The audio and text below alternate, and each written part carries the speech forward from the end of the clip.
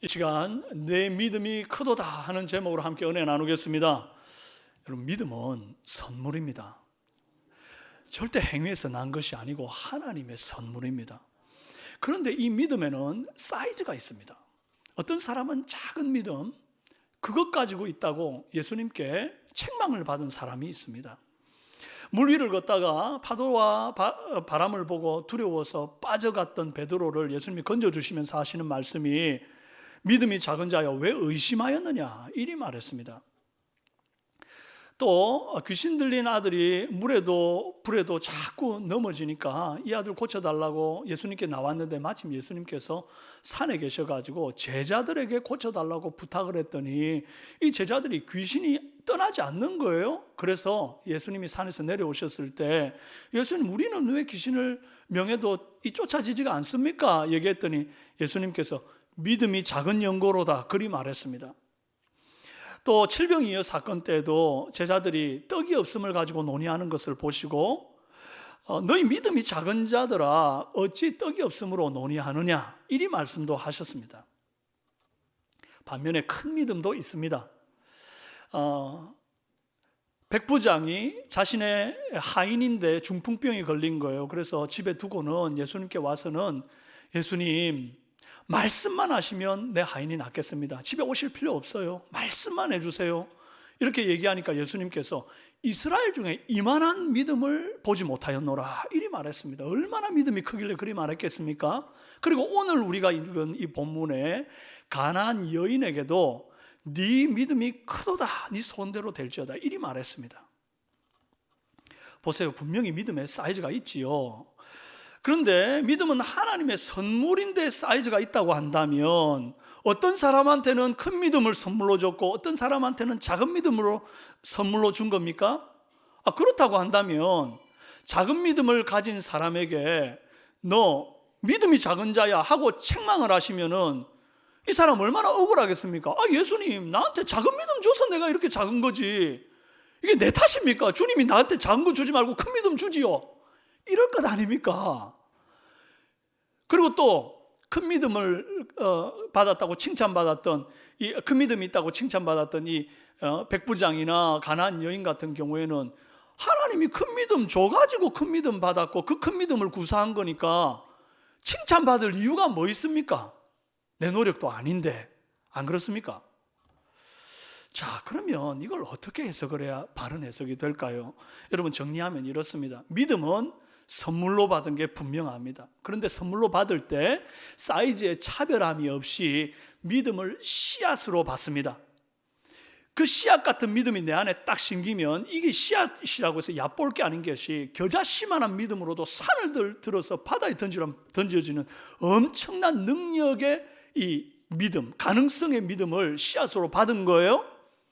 그런데 이 믿음이 이제 말씀과 화합을 하게 되면 점점 이렇게 성장하고 크게 자라갑니다. 반면에 의심과 화합을 하게 되면 점점 작아져요. 쪼그라들어요. 베드로 보십시오. 처음에는 예수님께서 물 위를 걸어오라 이렇게 말하니까 믿음을 갖고 담력을 갖고 물 위를 저벅저벅 걷지 않습니까? 얼마나 큰 믿음입니까? 예수님 말고는 물 위를 걸은 자가 없는데 유일하게 베드로가 물 위를 걸었잖아요. 큰 믿음 가지고 걷기를 시작했는데 도중에 바람과 파도를 보고는 두려워가지고 점점 빠져가죠. 그때 예수님이 의심하는 자여 어찌하여 믿음이 작은 자여 어찌하여 의심하느냐 그랬거든요. 그러니까 의심 때문에 큰 믿음으로 출발했는데 점점 이 믿음이 작아져가지고 쪼그라들어가지고 책망을 받게 된 겁니다. 로마서 10장 17절에 그러므로 믿음은 들음에서 나며 들음은 그리스도의 말씀으로 말미암았느니라 그랬어요. 여러분, 결국 믿음 크는 방법은 다른 게 아닙니다.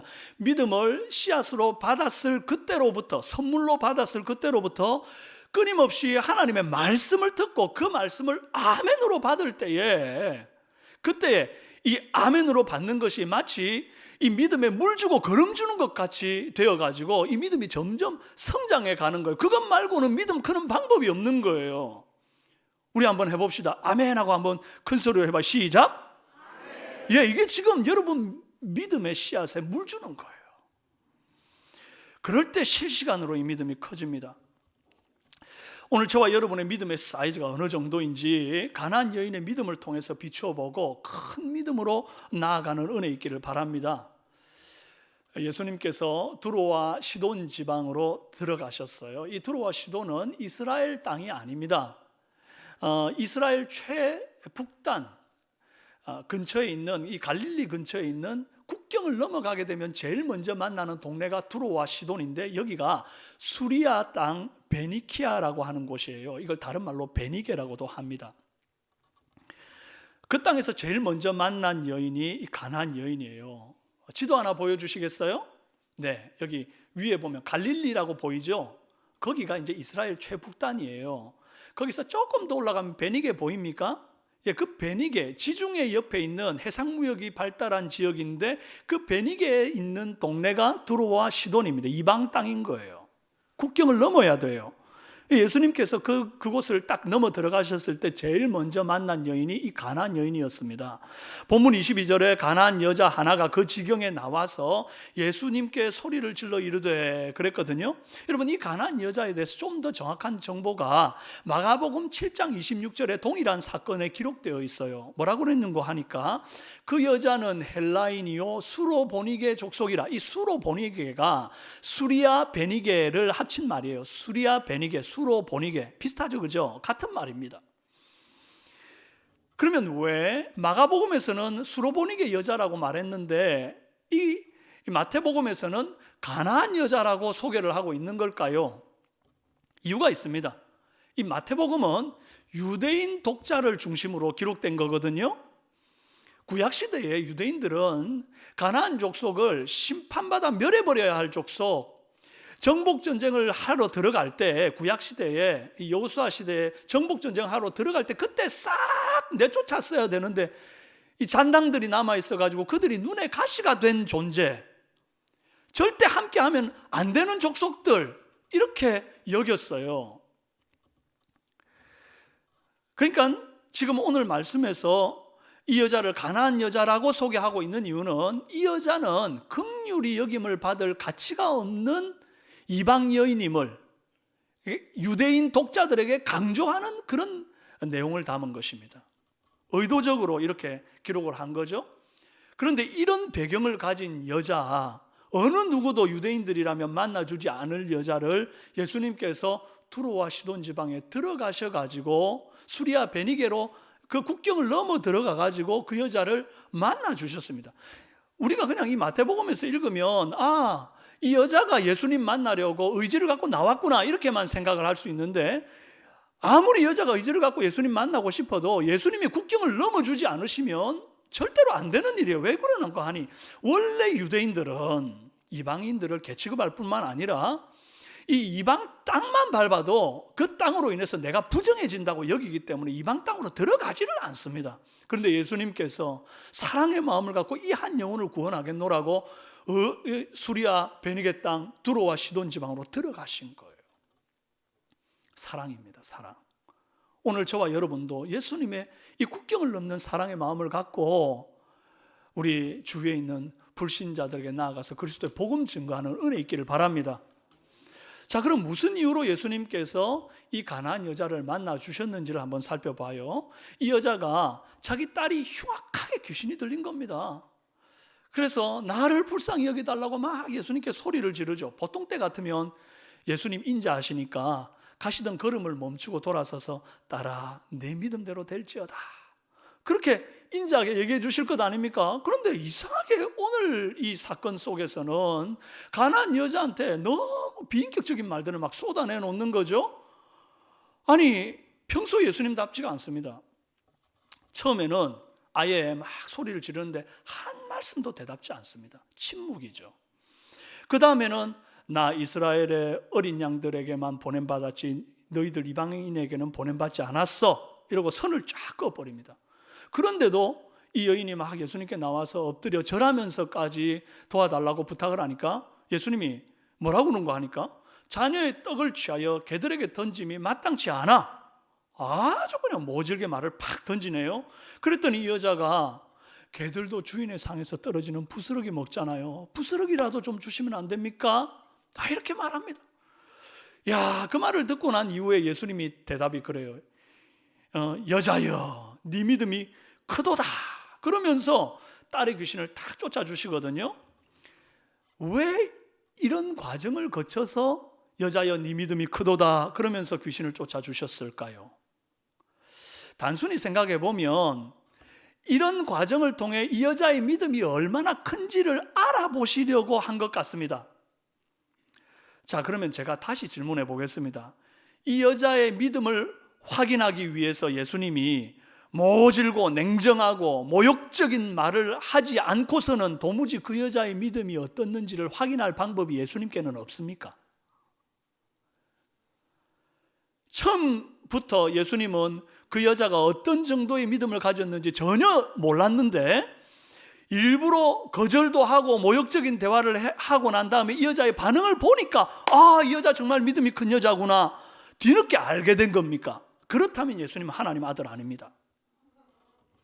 예수님은 빌립이 나다나엘을 불러서 예수님께 데리고 왔을 때에 보라, 이는 참으로 이스라엘 사람이라 그 속에 간사한 것이 없도다 그렇게 말합니다. 그랬더니 나다나엘이 예수님 나를 처음 보시는데 어떻게 나를 알아요?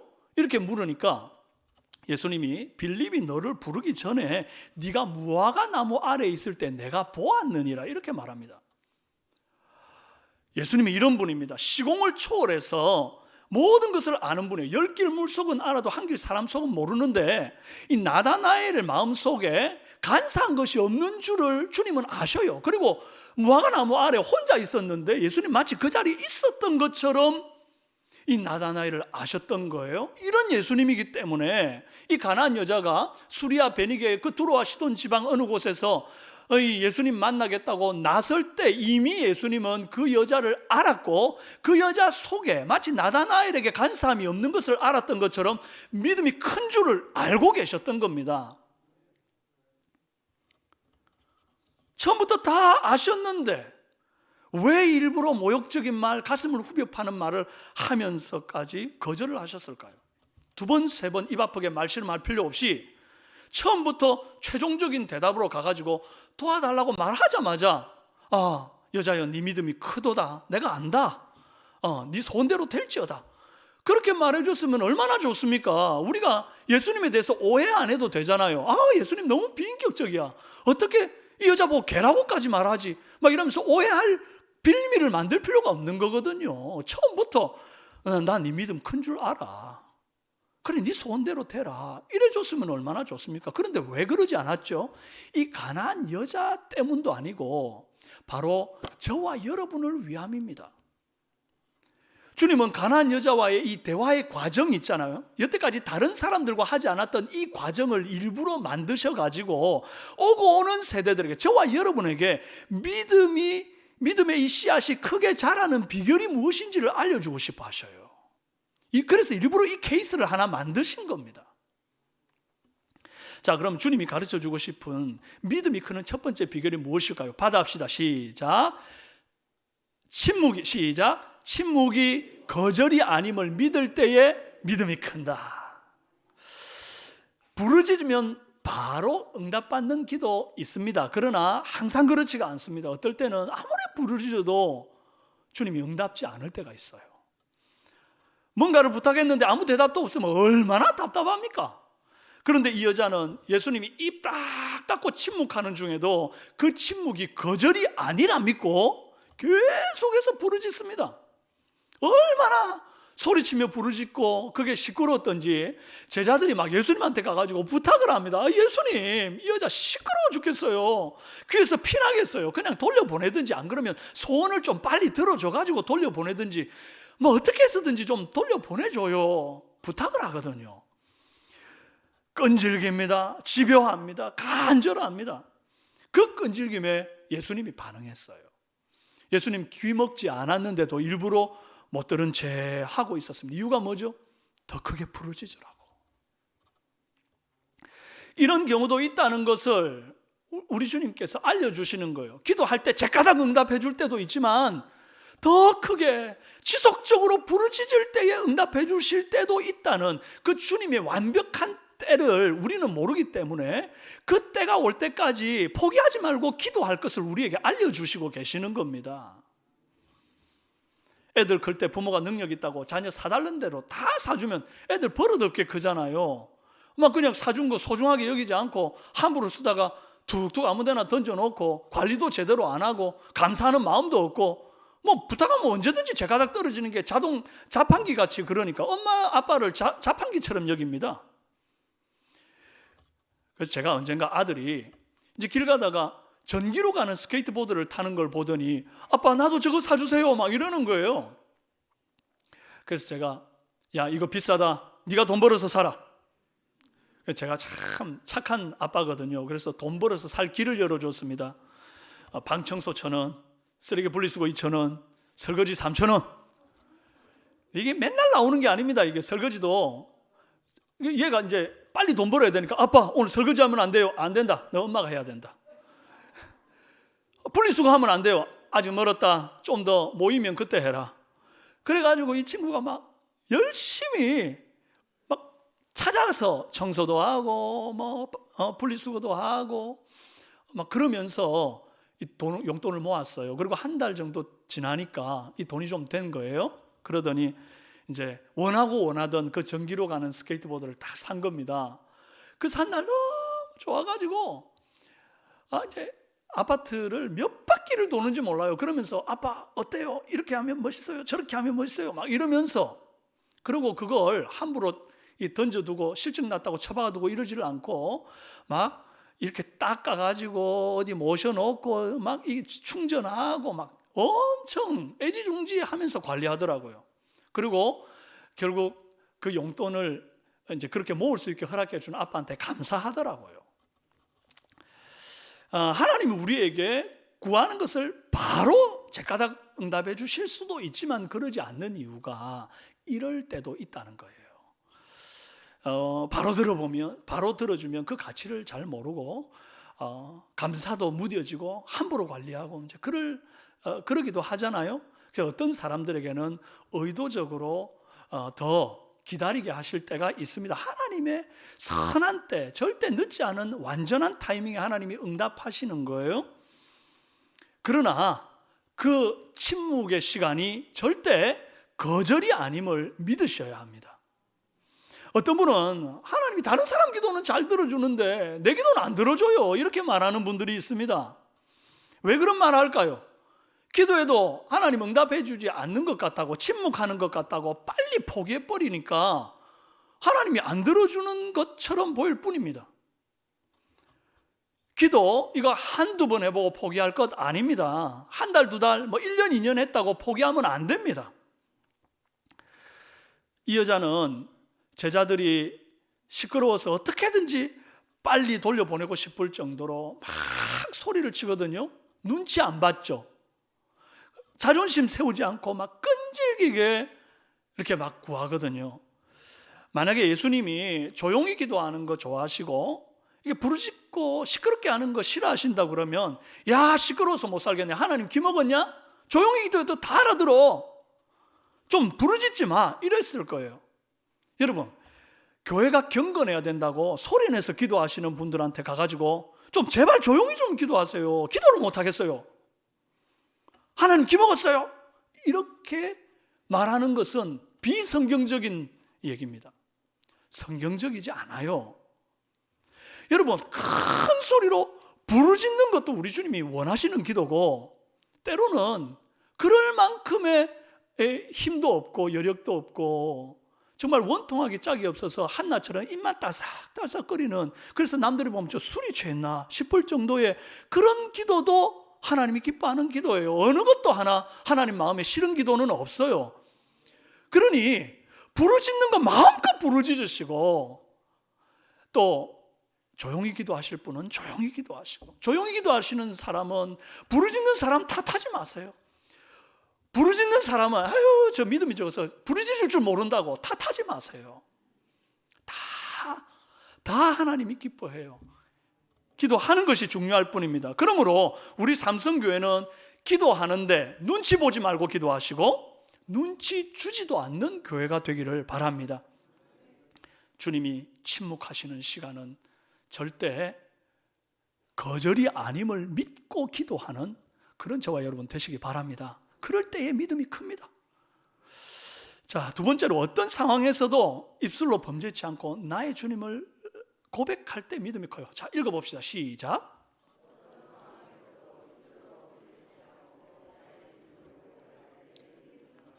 네, 좀 길기는 한데요, 하여튼 끝까지 나의 주님을 믿음으로 고백할 때 믿음 큰다 이거예요. 이 여자가 예수님을 부르는 호칭을 잘 살펴보면 아주 놀라운 믿음이 그 속에 있어요. 처음 22절에 예수님께 나올 때 이 여자가 예수님을 뭐라고 부르는 거 하니까 주 다윗의 자손이여 이렇게 막 소리 지르면서 와요.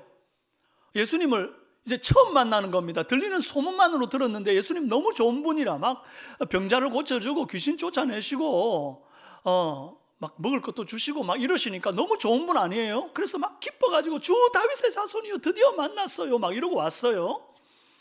그런데 예수님이 내 말을 들은 채도 안 하고 귓등으로 탁 듣고는 침묵을 하시는 거예요. 그런데도 계속 소리치니까 드디어 예수님이 대답을 하십니다. 기대하고 들었겠죠? 그런데 뭐라고 그런 거 하니까 나는 이스라엘 집에 잃어버린 양 외에는 다른 데로 보내심을 받지 아니하였노라. 아주 선을 쫙 꺼버리네요. 침묵을 넘어 거절이죠. 이 순간에 이 이방인 여인이 딱 들을 때 어떤 느낌이 올까요? 아, 예수님도 다른 유대인이랑 똑같구나.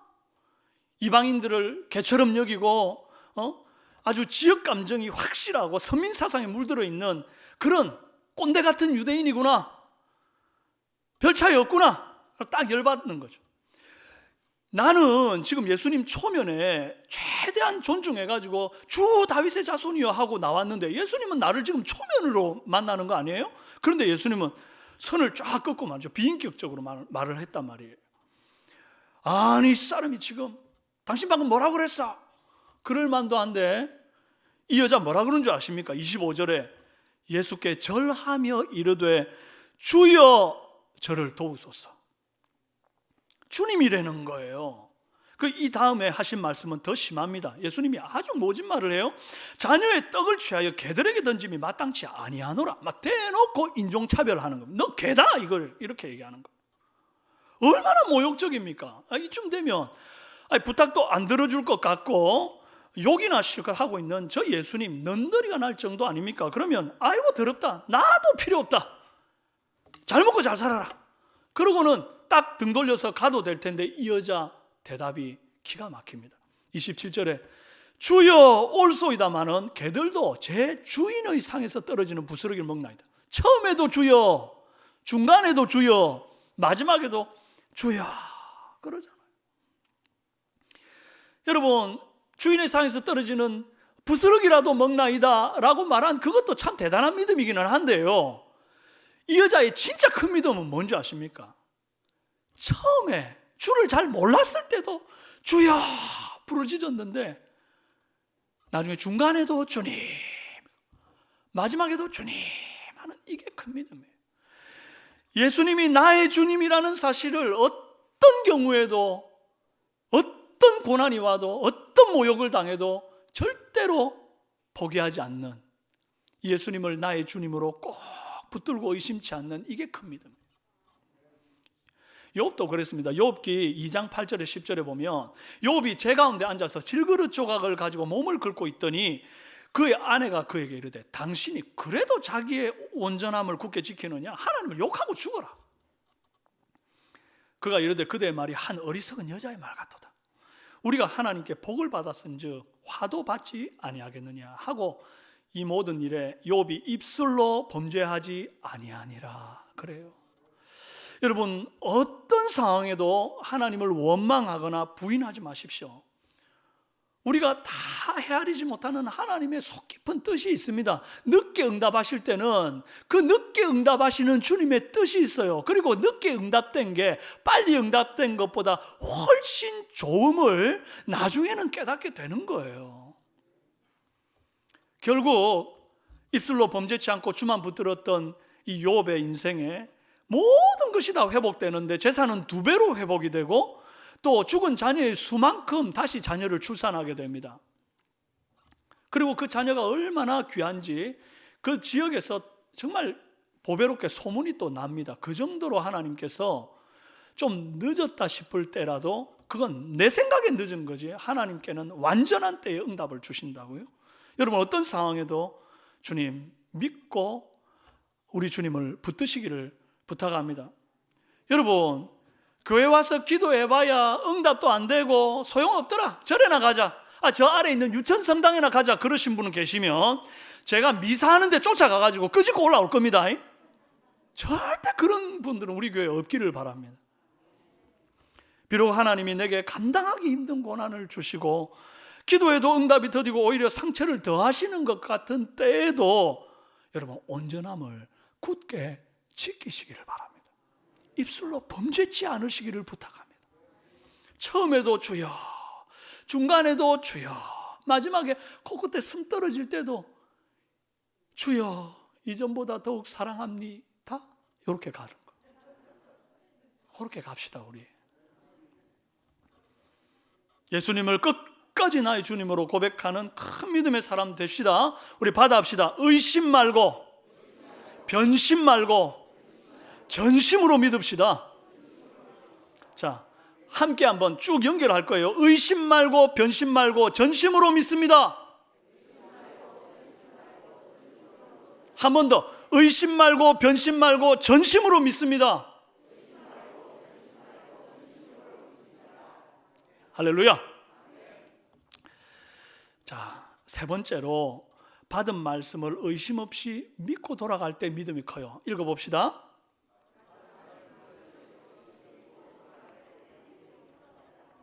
네, 여러분 가나안 여자가 예수님께 나올 때에 귀신 들린 딸을 데리고 나온 게 아니었습니다. 만약에 딸을 옆에 데리고 있었다고 그러면 예수님께 내 딸을 불쌍히 여기소서 그렇게 말했을 겁니다. 그런데 그리 말하지 않고 나를 불쌍히 여기소서 이렇게 말했다고요? 이 여자는 귀신 들린 딸 데리고 올 수 있는 처지가 아닙니다. 귀신 들렸으니까 얼마나 막 정신없이 막 이렇게 하겠습니까? 그러니 집에 두고 혼자 예수님 만나러 왔어요. 그래서 나를 불쌍히 여겨달라고 막 주님께 막 매달립니다. 여러분 지금 이 엄마와 딸은 한 운명으로 묶여 있습니다. 멀쩡한 딸, 금지 옥엽 같은 내 딸이 귀신 들려서 고통받으니까 이 엄마도 같은 고통을 받는 거예요. 아니 이 딸보다 더 그 딸을 보는 마음이 더 가슴이 아픈 거예요. 이 딸이 아픈 것은 곧 엄마가 아픈 겁니다. 둘이 하나의 운명의 끈으로 묶인 것 같은 질긴 사랑으로 주님 앞에 지금 간구하고 있는 거예요. 그럼 중보기도가 뭡니까? 타인의 문제를 완전히 내 문제로 받아들이고 같은 고통을 느끼는 감정이입이 된 그 마음, 이것이 중보기도의 출발입니다. 이 마음이 없이 하나님 저 사람 이렇게 해주세요, 저 사람 이렇게 되게 해주세요, 그건 정말 주님께 제대로 상달될 기도가 아닙니다. 여러분 우리가 누군가를 중보할 때는 꼭 이런 마음으로 하기를 바랍니다. 에베소서 4장 3절에 평안에 매는 줄로 성령이 하나 되게 하신 것을 힘써 지키라 이리 말했어요. 여러분 우리는 마치 엄마와 딸이 탯줄로 연결된 것처럼 성령의 하나 되게 하신 것으로 평안에 매는 줄로 우리가 꽁꽁 이렇게 묶여 있습니다. 서로 연결되고 상합하여서 내 아픔이 네 아픔 되고 네 아픔이 내 아픔 되는 한 배를 탄 운명 공동체가 되었단 말이에요. 저는 새벽마다 병상에 있는 환우들을 위해서 기도할 때에 하나님 날 좀 불쌍히 여겨주세요 그리 기도합니다. 여러분 우리 고난 당하는 성도들을 보시면은 여러분이 기도하실 때에 마치 내가 아픈 것처럼, 내 딸이 아픈 것처럼, 내 부모님이 아픈 것처럼 그렇게 기도하는 저와 여러분 되기를 바랍니다. 이렇게 딸의 고통을 자기 고통처럼 여기는 여인에게 예수님이 하신 최종적인 대답이 뭡니까? 28절에 여자여 네 믿음이 크도다 네 소원대로 되리라 하시니 그때로부터 그의 딸이 나으니라 이랬습니다. 이 말씀을 같은 내용 본문 마가복음 7장 29절 30절을 보면 돌아가라 귀신이 네 딸에게서 나갔느니라 하심에 여자가 집에 돌아가 본즉 아이가 침상에 누웠고 귀신이 나갔더라. 보세요. 딸 데리고 온 게 아니잖아요. 딸은 집에 있었어요. 돌아가서 보니까 귀신이 떠나가고 침상에 누워 있는 거죠. 자, 여러분, 지금 이 여자에게 예수님께서 네 소원대로 되리라, 네 딸에게서 귀신 나갔다 이렇게 말했는데, 정작 이 여자는 어떤 변화가 있습니까? 없습니까? 이 가난한 여자는 어떤 변화도 지금 경험하지 못하고 있습니다. 딸을 데리고 나왔으면 이 딸이 귀신 나간 것을 눈으로 목격하고 지금 귀신 떠나갔네요, 감사합니다 하고 돌아갈 텐데, 그게 아니에요. 저 같으면요, 예수님 이렇게 가시면 안 됩니다. 언제 내가 또 예수님 만나려고요? 예수님 우리 집에 제발 좀 가서 우리 딸 좀 고쳐주세요. 내가 이렇게 했을 겁니다. 그런데 이 여자는 어떻게 합니까? 여자여, 네 믿음이 크도다, 네 소원대로 되리라. 그 말씀 딱 듣자마자 그 길로 바로 그냥 믿고 돌아갑니다. 두말 않고 돌아갑니다. 얼마나 큰 믿음인지 모릅니다. 말씀 붙들고 돌아가는 믿음, 이게 큰 믿음입니다. 마치 중풍병 걸린 그 하인을 위해서 백부장이 예수님께 와가지고는 예수님 말씀만 해서 고쳐주십시오, 안 와도 됩니다, 그리 말했을 때 이스라엘에 이보다 큰 믿음 없다라고 얘기했지 않습니까? 이만한 믿음 본 적 없다 얘기했잖아요. 이와 아주 비슷한 믿음이 바로 이 가난한 여인의 믿음입니다. 이 여인은 딸을 데리고 온 게 아니었잖아요. 백부장이랑 같은 처지 아닙니까? 들은 말씀만 붙잡고 딸이 기다리고 있는 집으로 돌아간 거예요. 집에 돌아가는 길에 의심이 틈타지 못하도록 골백 번도 더 예수님 마지막 하셨던 그 말씀을 되뇌었을 겁니다. 여자여, 네 믿음이 크도다, 내 소원대로 되리라, 내 소원대로 되리라. 예 주님, 내 소원대로 될 줄 믿습니다. 막 그러면서 갔을 것 아니에요. 그래서 도착해 보니까 딸이 평안하게 침상에 누웠고 귀신은 떠나간 거죠. 그래서 여러분, 믿고 말씀 붙들고 믿고 지금 당장 내 눈앞에 변화된 거 하나도 없는데 말씀 믿고 돌아간 그 믿음, 이게 얼마나 큰 믿음이고 이것이 얼마나 주님 기쁘시게 하는 믿음인지 몰라요. 그래서 예수님이 성경 전체를 통틀어서 네 믿음이 크도다라고 말한 건 이 여자밖에 없어요. 여러분, 오늘 우리도 이 예배를 통해서 예수님 말씀을 들었습니다. 주님이 저를 통하여 여러분들에게 주님의 말씀을 들려주셨어요. 여러분은 이 말씀 듣고 집으로 돌아가실 때에 어떤 믿음으로 돌아가십니까? 아이고, 막 설교는 설교고 삶은 삶이지 뭐 바뀔 게 있겠나, 이리 생각하고 돌아가시면 그 마음의 소원대로 될 겁니다. 성경적이잖아요.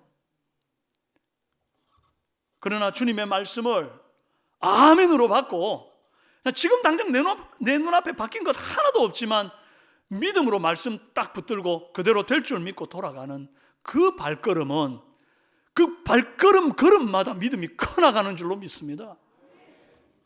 내 소원대로 되리라 하신 그 주님의 말씀을 내 눈앞에서 반드시 보게 되는 간증의 주인공이 될 것입니다.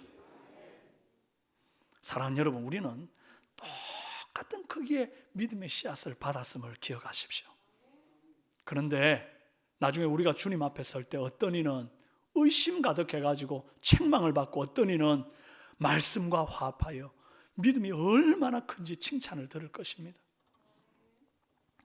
여러분, 이제 우리가 예배 마치고 집으로 돌아갈 텐데 의심 없는 믿음으로 아멘으로 이 말씀 붙들고 돌아가시기 바랍니다. 지금 당장 돌아가는 거 말고 기간 목장 모임 다 마치고 돌아가시길 바랍니다. 기도에도 침묵하실 때에 그 절대 거절 아님을 믿으십시오.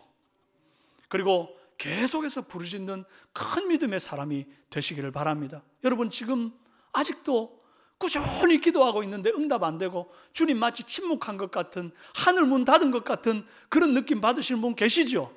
거절 아닙니다. 거절 아닙니다. 계속 부르짖으십시오.